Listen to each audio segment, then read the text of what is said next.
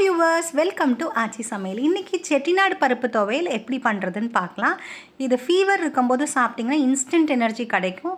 இதில் ப்ரோட்டீன் சத்து ரொம்ப அதிகமாக இருக்குது. ஸோ டெய்லி நீங்கள் பருப்பு எடுத்துக்கிறது நல்லது. 1/2 கப் நான் துவரம் பருப்பு எடுத்திருக்கேன்.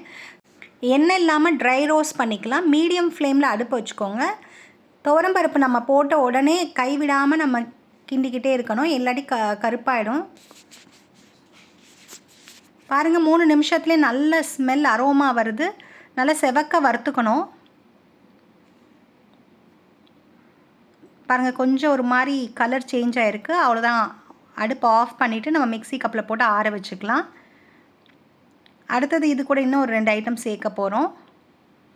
ஆயில் ஒரு ஸ்பூன் ஊற்றிக்கோங்க. சூடாக ஆயிட்டோன்னே நீங்கள் காஞ்ச மிளகா ஒரு 3 போட்டிருக்கேன் நான். உங்களுக்கு காரம் வேண்டாம் அப்படின்னு நினச்சிங்கன்னா 2 கூட போட்டுக்கலாம். ஸோ இது பொரிஞ்சிரட்டும். பூண்டு பல் நான் தோல் உரிச்சிட்டு 3 போட்டிருக்கேன். இது நல்ல வாசனை கொடுக்கும் உங்களுக்கு அந்த பருப்பு துவையலுக்கு. தேங்காய் கீரி நான் எடுத்திருக்கேன். 2 சில்லு எடுத்துக்கோங்க. குட்டி குட்டியாக நறுக்கி போட்டுக்கோங்க. அதை துருவிருந்திங்கன்னா ஒரு 3 ஸ்பூன் போட்டுக்கலாம்.